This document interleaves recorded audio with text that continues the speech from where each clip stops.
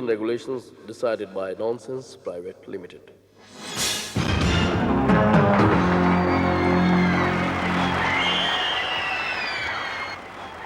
दोस्तों, nonsense private limited में आपका एक बार फिर से स्वागत है। बहुत से लोग हमें चिट्ठियां डाल के पूछते हैं कि नॉनसेंस को प्राइवेट लिमिटेड बनाने की क्या जरूरत है। भाई ये तो पब्लिक प्रॉपर्टी है। भाई आप लोगों ने क्या लेना। न्यूयॉर्क में कैरियर वेबसाइट द्वारा करवाए गए एक सर्वे के मुताबिक अगर दफ्तरों के कर्मचारी थोड़ा सा आपस में फ्लर्ट करते रहें तो दफ्तर की एफिशिएंसी बढ़ जाएगी, लेकिन थोड़ी सी यही फ्लर्टेशन अगर बढ़ जाए तो पति पत्नी के बीच वो आ जाती है, और अगर वो आ जाए तो फिल्मों और टीवी के किस्से बनने शुरू हो जाते हैं। वैसे कोई भी ऐसा बॉस नहीं होता जो अपनी स्टैनो को भैंजी भैंजी कह के काम करवाए। और भैंजी, ये जरा 100 चिट्ठियां हैं, आप टाइप कर देंगे प्लीज, वरना हमारी कंपनी डूब जाएगी। आगे से स्टैनो कहती है, आपने मुझे भैया कहा, 100 तो कहो, मैं तो 1000 लेटर टाइप कर दूंगा। लेकिन ऐसा कभी होता नहीं है। हर आदमी मौका पाते ही फ्लर्ट करने की कोशिश करता है। एक औरत डॉक्टर के पास चली गई। आप बिल्कुल चिंता मत कीजिए, मैं आपका अच्छी तरह से मुआयना करता हूँ। अगर आप बुरा ना माने डॉक्टर साहब, तो मैं जरा अपने पति को अंदर बुला लूं। कि मैं एक डॉक्टर हूँ, आपको मुझ पर विश्वास होना चाहिए। नहीं नहीं, आप पर तो मुझे पूरा विश्वास है, मगर अपने पति पर नहीं। क्यों? वो आपकी नर्स के साथ बाहर अकेले जो बैठे हैं। पत्नी और वो में क्या फर्क होता है, देखने से पता चल जाता है कि पत्नी है या वो। अगर कोई आदमी मोटरसाइकिल पर बैठ के जा रहा है, उसके पीछे बैठी महिला ने कंधे पर प्यार से हाथ रखा हुआ है, अगर आदमी के चेहरे पर भी मुस्कुराहट है तो समझ लीजिए कि पीछे बैठी हुई वो है। अगर कोई लेडी दुकान के अंदर शॉपिंग कर रही है और उसका साथी दुकान के बाहर टहल रहा है, बार बार माथे से पसीना पहुंच रहा है, तो समझ लीजिए कि वो उसका पति है। अगर वो आदमी दुकान के अंदर बैठा साड़ी कभी उसके कंधे पे रख के कहता है, भाई कमाल है, क्या जच रही हो, कभी कंगन पहना के कहता है, क्या कमाल की कलाई लग रही है, तो समझ लीजिए कि वो पत्नी नहीं, वो है। एक पत्नी गुस्से में पिक्चर हॉल के मैनेजर के पास गई। देखिए मैनेजर साहब, मुझे शक है कि मेरा पति अपनी सेक्रेटरी के साथ फिल्म देखने आया, मैं उसे रंगे हाथों पकड़ना चाहती हूँ। तो जी मैनेजर ने अनाउंसमेंट करवा दी, भाई हमें पता चला है कि एक सज्जन पराई औरत के साथ फिल्म देखने आए हैं। हम 5 मिनट का मौका देंगे और उसके बाद लाइट जला देंगे और पत्नी उन्हें रंगे हाथों पकड़ लेगी। लो जी 5 मिनट के बाद जब लाइट जलाई, आधा हाल खाली है। पति पत्नी और वो के चक्कर में कोई ना कोई तो धोखा खाता ही है। अगर कोई धोखा ना खाए तो किस्सा नहीं बनता, कोई कहानी नहीं बनती। बचाओ! मैं तुम्हें जिंदा नहीं छोड़ूंगी। बचाओ! एक मिनट, यहाँ गोली नहीं चलानी, मुझे कोर्ट में गवाही देनी पड़ जाएगी। इसने मुझसे इश्क किया। क्यों भी किया? हाँ जी। मुझसे शादी का वादा भी किया। क्यों भी किया? वादा तो किया है। तो फिर शादी क्यों नहीं करते? मैं अपने घर वालों को तो मना लूं। भाई घर वालों को तो मना ले, बड़ी जेन्युइन प्रॉब्लम है। ठीक है, कौन कौन है तुम्हारे घर में? वो छोटा सा परिवार है भी, छोटा सा परिवार है, जल्दी मान जाएंगे। भाई कौन कौन है? जी, मेरी पत्नी और 2 बच्चे। हेलो, आपका केबल टीवी? देखिए, मैं 10 नंबर वाली मिसेस शर्मा बोल रही हूँ। हाँ हाँ, वही सोशल वर्कर। देखिए, जितने भी स्पोर्ट्स चैनल है ना, वो सब बंद करवा दीजिए। You understand? I want no sports channel. That's it.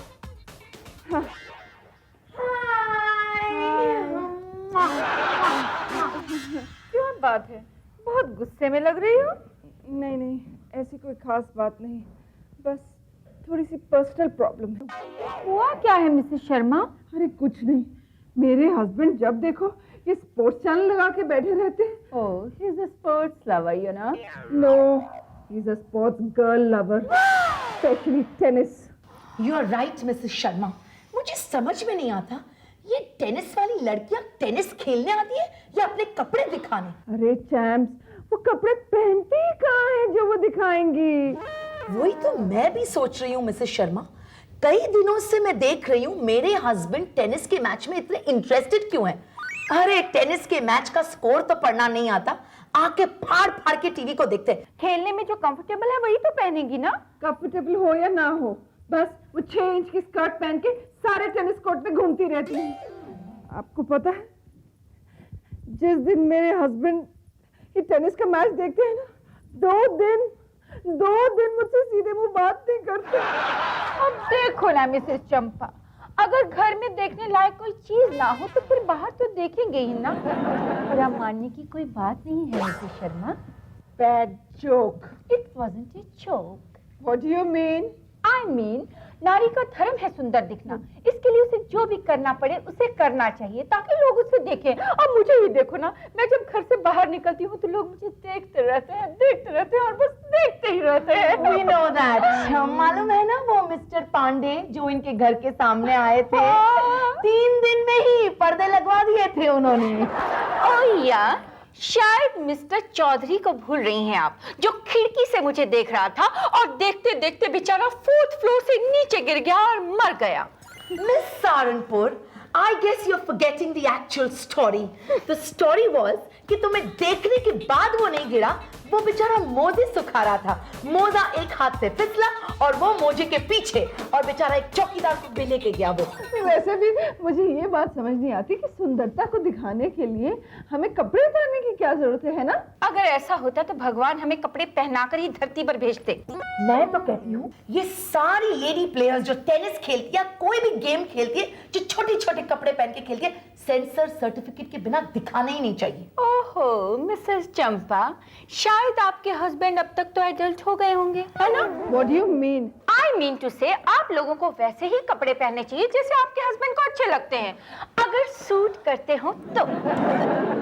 कपड़े सूट करने से मुझे याद आया girls, you know last week वो धनिया मिर्चा है ना, उस जैसी स्कर्ट मेरे हस्बैंड मेरे लिए लाए थे और बोले कि बच्चा सो जाए उसके बाद पहन कर दिखाओ। तुमने क्या किया? पहना? Oh my God! बहन की कैसी लग रही थी? मेरे हिसाब से तो मैं बहुत अच्छी लग रही थी, लेकिन हम उनके हिसाब से पूछ रहे हैं। तुरंत घर से चले गए और 3 दिन बाद आए। 3 दिन तक कहाँ रहे? हॉस्पिटल में इनमें दर्द जो बैठ गया था। हाँ नहीं तो क्या?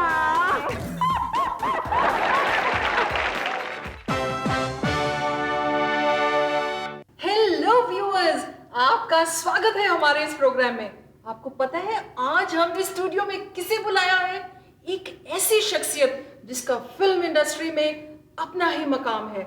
C क्लास फिल्मों के B class director mister DVD Singh. Welcome sir, welcome. Viewers, इन्होंने इतनी फिल्में बनाई हैं। सर आप खुद ही बताइए ना, आपने कितनी बनाई हैं? ये हिसाब किताब पूछ के आपने थोड़ा मुझे मुसीबत में डाल दिया है, because my mathematics is slightly weak. लेकिन एक रफ एस्टिमेट के मुताबिक पिछले 20 साल से मैं फिल्में बना रहा हूँ और तकरीबन हर 3 महीने के बाद मेरी एक आध फिल्म बनी जाती है। एक या आधी? 90% मेरी फिल्में आधी रह जाती है। वो क्यों सर?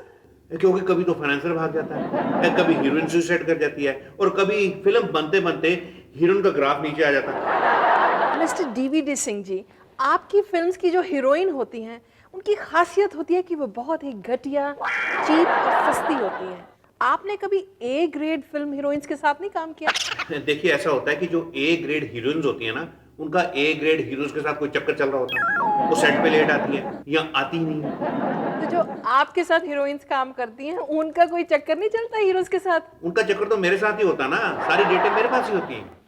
That's very good. अच्छा आप ये बताइए कि जो एक आधी आपकी फिल्म बनती है वो तुक्के से सुपर हिट हो जाती है, वो कैसे? ये सब मसाले का कमाल है जी। सर मसाला तो आपका कमाल का होता है, बहुत ही बैलेंस्ड होता है। अच्छा आप ये बताइए कि एक अच्छा डायरेक्टर मतलब हम किसे कहते हैं? अच्छा डायरेक्टर वही होता है जो हमेशा अलर्ट रहे, उसे ये इल्म होना चाहिए, ये पता होना चाहिए कि दुनिया के किस कोने में कौन सी फिल्म हिट हो रही है, उसकी DVD कहाँ मिलेगी, उसमें कौन कौन से गाने सेट करने हैं, कहाँ कहाँ फाइट सेट करनी है। बस ये सब चीजें इकट्ठी करके आप फिर क्या करते हैं? फिर शूटिंग करते हैं जी। कैमरामैन के पास खड़े हो जाते हैं और कमांड देते हैं, sound, light, camera, action. Action तो कोई भी कह सकता है, पर अगर कैमरामैन आपको अगर ये पूछ ले कि फ्रेम क्या लगाना, तो फिर आप क्या जवाब देते? कैमरामैन अगर ज्यादा चूं चां करे ना, ज्यादा नोक झोंक करे तो हम उसे बाहर निकाल देते हैं। अगर ज्यादा क्रिएटिविटी दिखानी है तो हमारे यूनिट में क्या काम? भाई आपको DVD दे दिया, आपको DVD प्लेयर दे दिया, आपको आपकी फीस दे दी है, आप शॉट देखो, एज इट इज चेप दो। बिल्कुल, देखिए अब चेपने में भी कितनी मेहनत और क्रिएटिविटी लगती है। सर वैसे कमाल है आपकी। बस दुआ है जी आपकी। अच्छा मैं आपसे एक क्वेश्चन पूछूंगी कि जो आप में ये आर्ट है, आप टॉप फिल्म्स को मिक्स करके एक सुपरहिट फिल्म बनाते हैं, ये आपने कला कहाँ से सीखी? कोई इंस्टीट्यूट से ट्रेनिंग ली है, बाहर फॉरेन से? काका जी से। काका जी, you mean to say Rajesh Khanna, superstar? उन्हें डायरेक्शन कहाँ आती है? ये तो काका पाजी जो ढाबे वाले हैं, उनसे मैंने सब कुछ सीखा है। तो मतलब है एक ढाबे वाले से आपने फिल्म बनानी सीखी है? नहीं नहीं, उन्होंने मुझे मिक्स वेजिटेबल बनानी सिखाई थी और वही फार्मूला मैं फिल्मों में इस्तेमाल कर रहा हूँ। आप कभी भी फिल्म इंडस्ट्री से बाहर हो सकते हैं, रोटी तक के लाले पड़ सकते हैं आपको। रोटी के लाले जब पड़ जाएंगे तो मैं केटरिंग का काम शुरू कर दूंगा। पर आप इंडस्ट्री से तो बाहर हो गए ना। भाई मैं फिल्म इंडस्ट्री वालों को ही रोटी सप्लाई करूंगा ना, मसालेदार रोटी। नमस्कार। मीन राशि के व्यक्तियों के लिए खुशखबरी है। बुध ग्रह पर बृहस्पति की दृष्टि है, इसलिए वो जो भी उच्चारण करेंगे वो सच हो जाएगा, क्योंकि जुबान पर सरस्वती बैठी हुई है।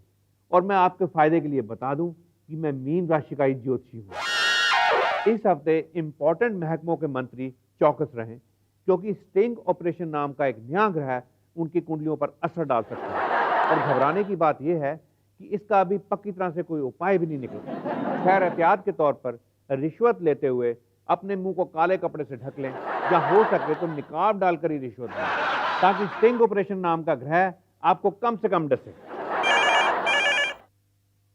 हेलो। नमस्कार स्वामी जी। हाँ जी, बोलिए। मैं हरीश बोल रहा हूँ जी, गाजियाबाद से। मैंने अपने पिताजी की जन्मपत्री भेजी थी। हाँ जी, बताइए क्या समस्या है? मुझे बहुत डर लग रहा है स्वामी जी, मेरे पिताजी बहुत डरे हुए हैं। भाई अभी तो हमने डराने का काम शुरू ही नहीं किया, पहले कैसे डर गए? ऑपरेशन का नाम सुनकर सारे घर वाले डर गए हैं, पर डॉक्टर कहते हैं पिताजी का ऑपरेशन जरूरी है, नहीं तो गुर्दा खराब हो जाएगा। और भाई मंगल की दशा चल रही है ना, वो भी उल्टी। इस दशा में गुर्दे, कलेजी, चांपे सब कुछ खराब हो सकता है, समझे? मतलब ऑपरेशन के अलावा कोई उपाय नहीं? भाई खून खराबा तो होना ही है।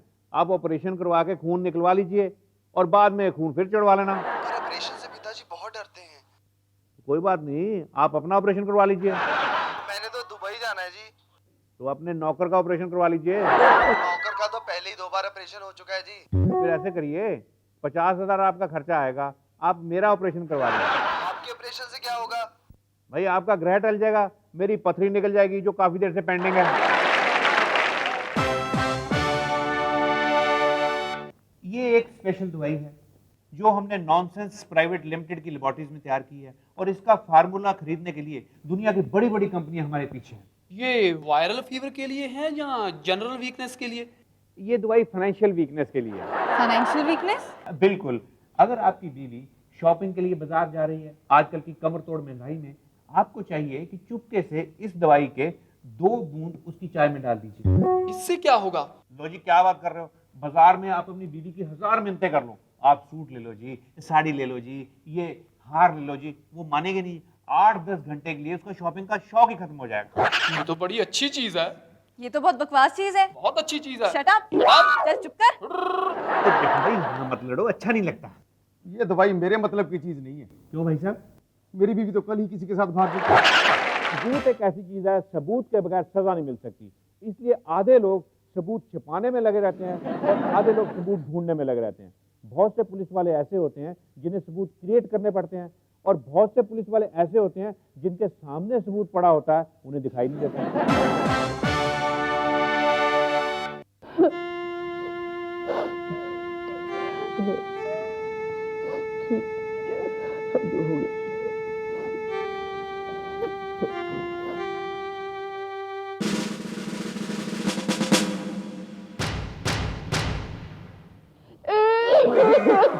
ये लोग रो क्यों रहे हैं? सर, इन्हीं के घर में तो डेथ हुई है।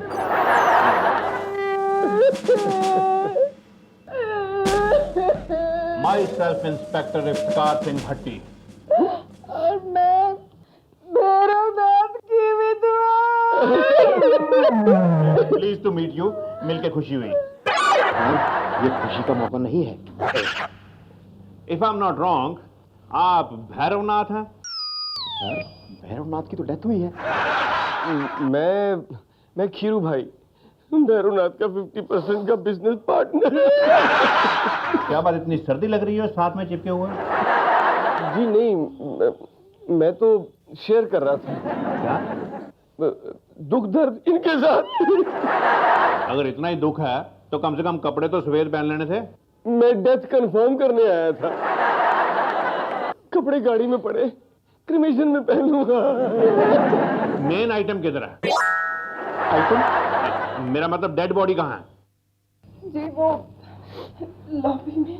नाश्ता कर रही? नहीं, वो मेरे हाथ का नाश्ता खाया और सुसाइड कमिट कर ली। इतना घटिया नाश्ता बनाती हो? यार, कट टू लॉबी।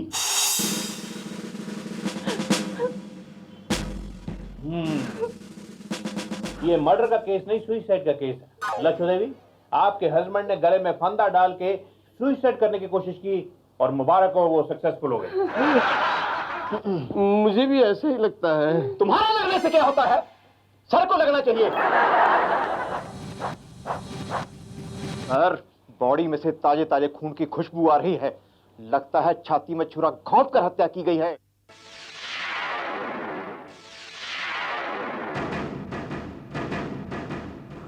लेकिन अगर छुरा घोंप के हत्या की होती तो छुरा तो कहीं ना कहीं होना चाहिए था ना।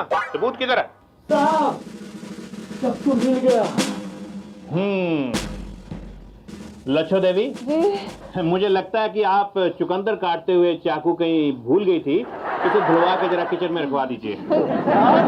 ये चुकंदर काटने वाला चाकू नहीं, ये तो रामपुरी चाकू है। दरअसल वो हम रामपुर के रहने वाले हैं ना, इसलिए हम हर छोटा बड़ा सामान वहीं से लेकर आते हैं। सर, नीचे देखिए। क्या है ये? सर, ये कुछ सिगरेट के टुकड़े मिले हैं। शर्म नहीं आती है एक सरदार को सिगरेट दिखाते हुए? अरे सर, मैं तो सबूत दिखा रहा था। इसमें सबूत वाली क्या बात है? भैरवनाथ ने पिए होंगे। क्यों बे? मर चुके हैं। आपके पति सिगरेट पीते थे? वो तो गेंडा छाप बीड़ी पीते थे। इसका मतलब सिगरेट तुम पीते हो? नहीं, मैं वो दरअसल वो मैंने पी थी कल रात को थोड़ी सी। Very bad, very bad. तुम्हें पता है सिगरेट पीना सेहत के लिए हानिकारक होता है। मैं याद रखूंगा। तुम क्यों याद रखोगे? इसका मतलब? क्या मतलब वाली बात है यार? सबको याद रखना चाहिए कि cigarette smoking is injurious to health.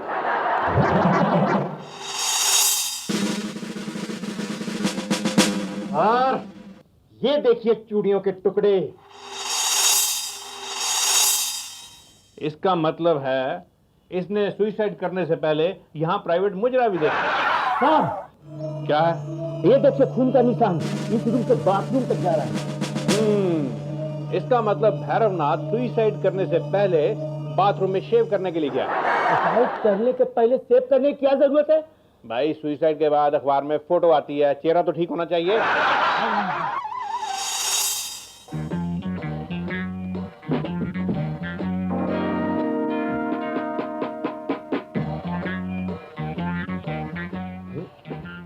कमाल है, इंस्पेक्टर इतनी देर से बाथरूम क्या कर रहा है? मुझे तो डर है कि इंस्पेक्टर साहब टॉयलेट ना यूज कर लें। क्यों? बाथरूम में पानी नहीं है ना। लच्छो देवी, मुझे सारी बात समझ आ गई। बाथरूम में वाकई पानी नहीं है। ये सारा किया करा आपके नौकरों का है। क्या नाम है आप लोगों का? हमने कुछ नहीं किया साहब। वो तो कल रात को जो खैरू भाई और मैडम साहब को जबरदस्ती बाथरूम में धकेल रहे थे सर। झूठ बोलते हो सारों। गलती आप लोगों की है और आरोप इन लोगों पे लगा रहे हो। सारे बाथरूम में टमाटो केचप बिखरी पड़ी है, नीचे से ऊपर तक उसके निशान जा रहे हैं और एक सफाई नहीं रख सकते घर की तुम लोग। आप पुलिस इंस्पेक्टर हैं, हेल्थ इंस्पेक्टर नहीं। साहब ये देखिए खून का निशान साड़ी पे।